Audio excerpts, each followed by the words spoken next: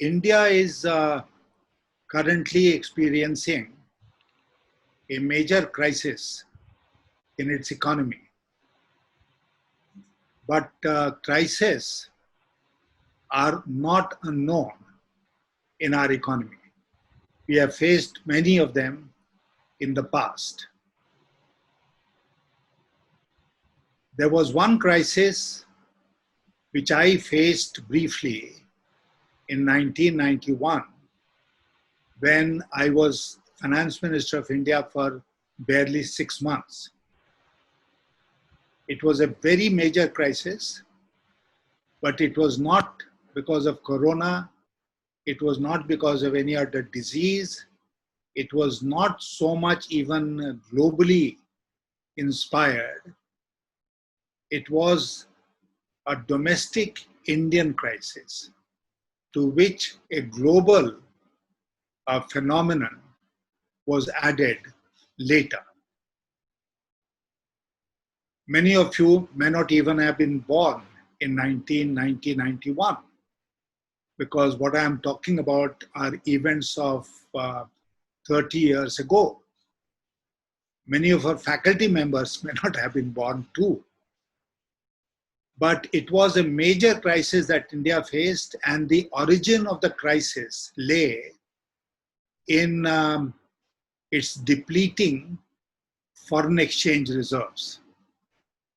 Now, today we are talking of $400 billion of reserves in India. In those days, traditionally, India used to have a reserve in American US dollar terms of around $5 billion. And the country felt quite comfortable in having $5 billion reserves. But when the crisis started, these reserves started depleting very fast. And within a few months, we came to a situation where India was left with only about $1 billion as reserves, which was sufficient only for about 14 days of imports. So it started as a foreign exchange crisis, and then naturally covered all sections of all sectors of the economy and became a huge economic crisis. Why did India face the balance of payments crisis turning into an economic crisis in 1990-91? There is some explanation for this, though I must say that for various reasons, this issue has not been studied in as great a detail as it should have been, because it holds lessons for future. I hope someday more people will study the 1991 crisis in order to draw these lessons for the future. But what was the reason for this crisis? In 2007, I had published a book which is called Confessions of a Swadeshi Reformer. This is a book which I wrote on my years in the finance ministry, first in 1991, which was very brief, and then between 1998 and 2002 in Mr. Atal Bihari Vajpayee's government. In the first government, it was Chandrasekhar who was my prime minister. Now, I'd like to quote from this book because it talks about the origins of the crisis.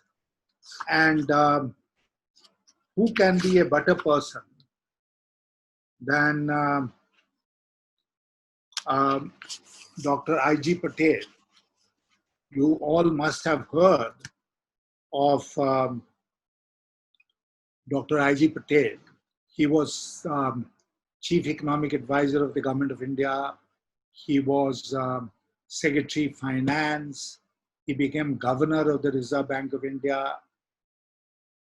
and he also became the director of the London School of Economics later. Now, Dr. Ig Patel had given a talk on 28th October 1991. 28th October 1991 as at the Indian Institute of Management, Bangalore. And, the country was still passing through this crisis. I had demitted office in June 1991. Dr. Manmohan Singh had taken over as finance minister. But India was still in the grip of this crisis. Now, what does Dr. Ig Patel say? He says, and I quote, "If the present crisis is the greatest that we have faced since independence, it is for no underlying economic factor which is more adverse now than what we had to contend with in the past several decades. It is because successive governments in the 1980s chose to abdicate their responsibilities to the nation for the sake of short-term partisan political gains and indeed out of sheer political cynicism." Then he goes on to add, and this part refers to the time when Rajiv Gandhi was the Prime Minister of India between, as you're aware, 1985 to 1990. What does Dr. Ig Patel say? He says, and I quote, "With the new wave of ushering in the 21st century, we had a series of financial excesses, large increases in defense expenditure, unbridled growth of subsidies, a quantum jump in public salaries, and indeed a philosophy stated in so many words that money did not matter. It was already clear by 1986 that we were in an internal debt trap, which would soon engulf us in an external debt trap. Rather than taking any remedial action, we went merrily along, borrowing more and more at home and on shorter and shorter terms abroad. The climate for official and concessional capital had turned irretrievably adverse for many years, but our response to that was not to strive harder for self-reliance, but to increase the amount as well as the proportion of short-term debt in our total external indebtedness.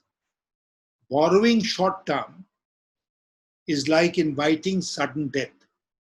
With the slightest adverse turn in confidence, these loans will not be renewed and we'll be faced immediately with a liquidity crisis. Yet nothing was done to take corrective action to buy time for such action and create confidence. For example, by going to the International Monetary Fund. This was obviously politically inconvenient in 1988 and 1989, when winning elections was the only concern. The government of Mr. V.P. Singh could not but be aware of the writing on the wall, but preferred to add its own fuel to the fire through loan waivers and the red herring of reservations. And then he goes on to say how it was left to the Chandrasekhar government to start serious negotiations with the IMF for a bailout. So what does Dr. Ig Patel say in his analysis of the situation which prevailed in 1991? Let me also remind you that neither economic crisis nor economic revival takes place within 3 months, 6 months, 1 year. Even if you want to ruin the economy, it will take some time because the economy has built-in safeguards, the economy has its own resilience. So even destroying an economy takes time. And as Dr. Ig Patel has said, it was destroyed over a period of 6 years when, despite the fact that we were aware of the problem, we did very little. And there is a very important message here in what he has said. He has said that money did not matter. For every government, it should be an article of faith that money does matter. And you can't take liberties with expenditure which are not backed by receipts. The budget deficit in those days was artificially reduced, and the country lived in the false hope that all was well. Whereas there were a lot of things which were wrong. And I'm saying this because it has a very direct relevance to the crisis that we are facing today. And the first thing that you do in a crisis is to admit that there is a crisis. As the Chancellor of Exchequer in the UK, Mr. Sunak, has done. He has admitted that there is a crisis and then described the steps that the government proposes to take in order to meet the challenge. If you deny that there is a crisis, then you will obviously not take steps to meet the challenge. So the first step in trying to solve a crisis is to admit that there is a crisis and then take steps to start to resolve that crisis.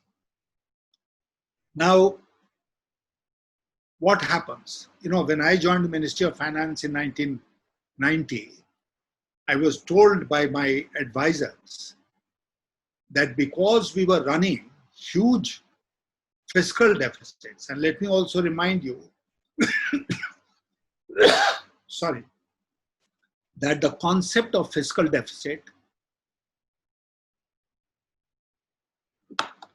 was introduced by me in the interim budget of 1991. Now,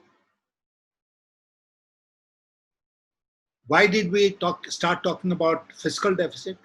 Fiscal deficit is the gap between the total receipts of the government and its total expenditure. So for instance, your total expenditure is 110 rupees and your total receipts are 100 rupees. Then there is a gap of 10 rupees. This is fiscal deficit.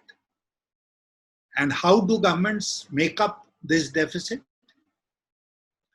Earlier, they used to make it up by asking Reserve Bank of India to lend to the government. And Reserve Bank of India used to monetize this deficit, which meant that they used to print more notes. This was a practice which was stopped. It started when Dr. Manmohan Singh was the finance minister and finally ended when Chidambaram was the finance minister in 97, 98. We phased out borrowing from the RBI, and it was decided that the government, like everybody else, will go to the market and borrow from there at whatever was the prevailing rate. It had its minor side, but it had also a large plus side, and that's why the government opted for this course of action. So I was telling you that when I joined the Ministry of Finance and started examining the reasons for this crisis in 1991, I was told by my advisors that because we were running huge deficits, fiscal deficits, what happens normally is that if you run huge fiscal deficits, as Dr. Ig Patel has said, sooner or later, this deficit will get transferred to the current account deficit. Current account deficit, as you know, is the balance sheet in foreign exchange of your dealings with foreign countries and institutions. So if you are exporting and earning foreign exchange through external trade, or let's say Indians abroad are sending remittances to India, there are other receipts which come. All this put together is then matched against the expenditure that India as a country incurs in foreign exchange. And the gap between these two is the current account of the country, which could either be in a deficit or it could even be in a surplus. The surplus years have been very rare. I think the last time we had a surplus was in 2002, 2001.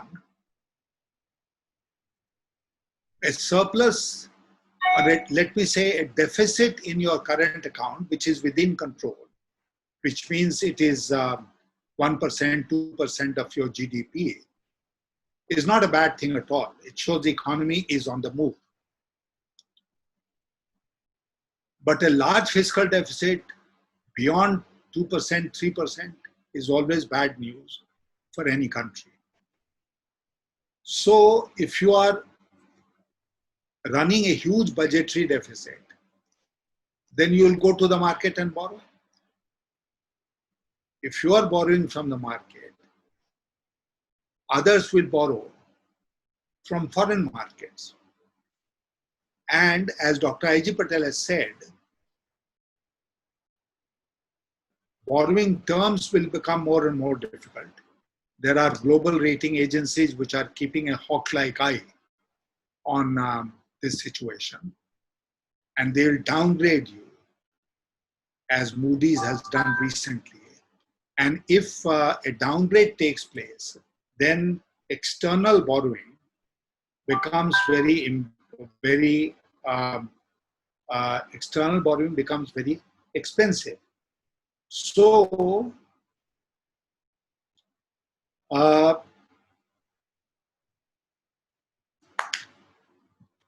just switched off my mobile phone. So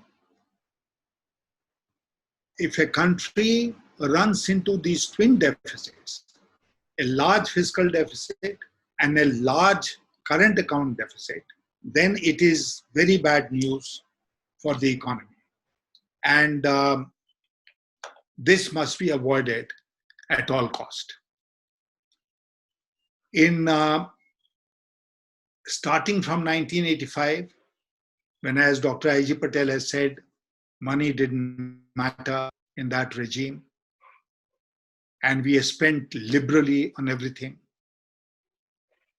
And then we borrowed more and more at home.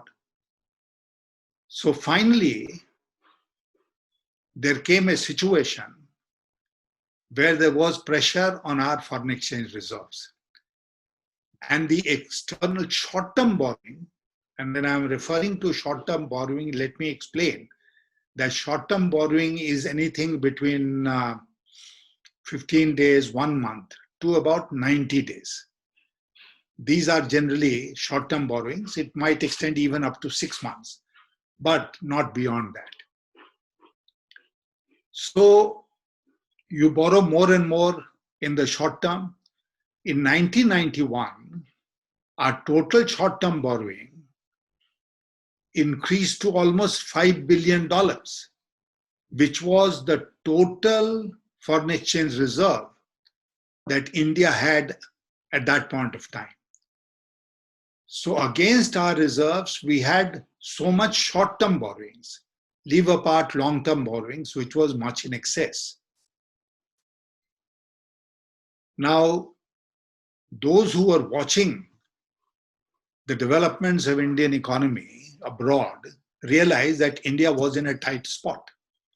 And therefore, as Dr. Patel has said, the borrowing cost went on increasing, which added to the pressure on our fisc, on our budget. Now, it was in this situation that I had to prepare the budget for 91, 92. And the Chandrasekhar government was supported by the Congress party. The Congress party was very reluctant to permit me to present a regular budget. In our discussions with the IMF, we had assured them that they should give us a temporary accommodation and we'll come back to them after the presentation of the budget for a bigger, larger loan. So presenting the budget in February 1991 was very important. It was almost a matter of life and death for the country on the economic front. But as again Dr. Ig Patel has said, politics overtook. And let me also remind you that I believe, after my long experience of dealing with Indian economic situation and management of it, that in India, politics has always dominated economics, instead of the reverse being true of economics dominating politics. So politics came into the play, and first I was prevented from presenting a regular budget. I was allowed to present only an interim budget and a vote on account. And then the Chandrasekhar government collapsed. When we had gone to the IMF, we had borrowed a little less than $2 billion. But in the meanwhile, another important development had taken place, which was external. And that external development was that the US attacked Iraq. Because earlier Iraq had attacked Kuwait, the US went to Kuwait's rescue, and it resulted in a full-fledged war in the Middle East between US and Iraq. Now, as you are aware, Middle East is the largest oil-producing area in the world. And we import a huge quantity of our crude oil from the Middle East. So the moment this war began and uncertainty prevailed, crude prices started rising in the global markets. And because we imported something like 90% of our crude, or even more in those days, a lot of foreign exchange had to be spent only on the import of crude oil from abroad, which meant that this $5 billion reserve that we had started depleting very fast. And it was no surprise, therefore, that in December, we were left with only about $1 billion. In January of 1991, we went to the IMF. We borrowed a little less, $1.8 billion from the IMF. That was sustaining us for a while. We thought in the meanwhile, we'll present the budget, go to the IMF for a bigger loan. But that was not to be because the budget was not presented. And in the meanwhile, the government also collapsed. So we were left with very difficult choices. I have always, and I have said this in this book that I have written, I have said that it is like throwing somebody into a pool of water with your hand and feet tied. how can that person swim? Because you're aware that in a caretaker government, you cannot take policy decisions. So we could not take policy decisions. We couldn't do anything. We just had to manage somehow. And our foreign exchange reserves were depleting fast. It was in this kind of a situation that we decided, in consultation with the then President of India, Mr. Venkatraman, and the opposition Congress party, that we had no choice but to mortgage some gold which was lying with the state bank. Now, this became a huge issue in India. Even now, it is being, sometimes people remind us of mortgaging gold. I'd like to say that what we had mortgaged was 20 tons of smuggled gold, which is seized by the customs and kept with the State Bank of India. It was this that we had mortgaged in the first instance for about $400 million. And this was to bail out any government which came into office after the elections of 1991, so that they did not find the foreign exchange coffers completely empty. So we took this step.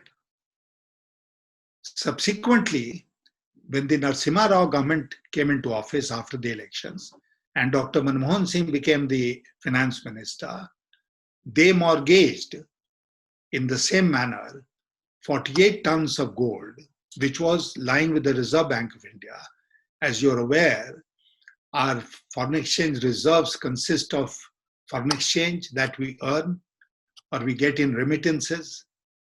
It consists of gold reserves, and it consists of a special drawing rights of the International Monetary Fund. These are the three main components of our foreign exchange reserves. So this 48 ton was part of our foreign exchange reserves. I have no quarrel with that because it was the need of the hour. And we ended up mortgaging all 68 tons of gold. We brought it back when we entered a better phase in our economy. The mortgage was paid off and the gold was brought back. So that is the story of the gold mortgage. Now, as I told you, I demitted office in June 1991. A new government came. Dr. Manmohan Singh became the finance minister. And it was this government to which goes the credit of starting the process of economic reforms in India. The 1991 budget of Dr. Manmohan Singh was hailed in India and the world as a great reformist budget. It's another matter that both Dr. Ig Patel and another economist, Dr. Arjun Sen Gupta, they have talked about the budget which I had prepared, and they say that it was even more radical than the budget that Dr. Manmohan Singh ultimately presented. But I leave it at that. I'm not going into the old issues of who was the father of economic reforms in India. But the point remains that the process of economic reforms in India started in the wake of a serious balance of payments crisis in 1990-91.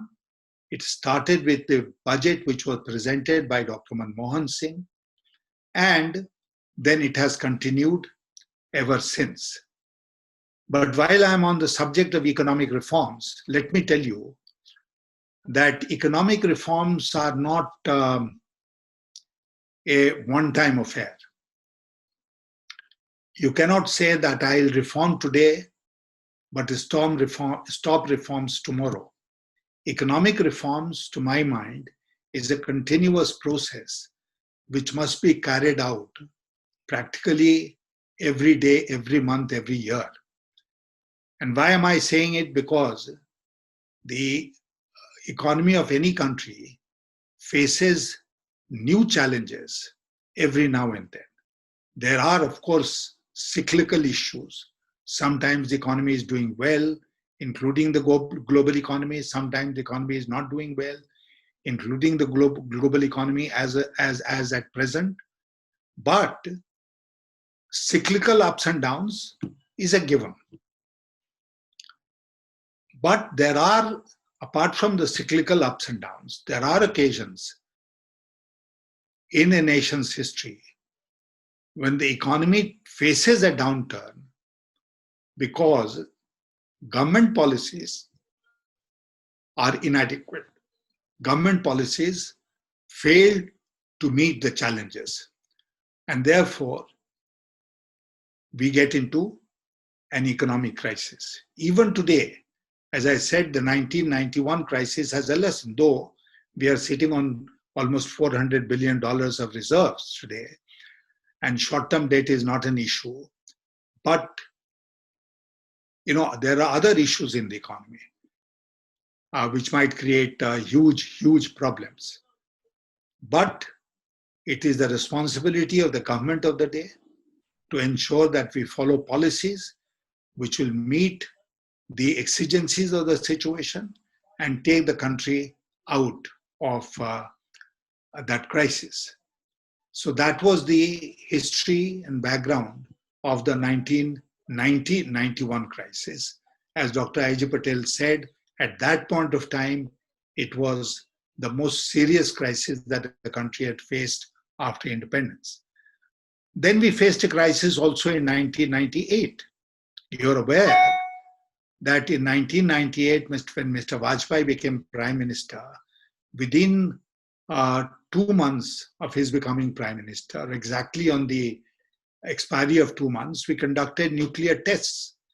There was the East Asian crisis raging in our backyard. So we faced multiple crises on the economic front. And the major parts of the world imposed economic sanctions, which made the situation even worse. But again, we rose to the occasion, faced the crisis, faced the challenges, and brought the economy back on rails. I will end by saying that I was personally involved in tackling the 1991 crisis. I was personally involved in tackling the 1998 crisis. I watched closely the 2008 crisis of the global financial meltdown. And I am a witness to the crisis which is taking place in our economy today. I'll end by making only one point, that my experience will show, as I said earlier, that getting out of a crisis is not possible in a few months' time. It takes time. It takes years of hard work, of determined action, of well-considered policies to get out of a crisis.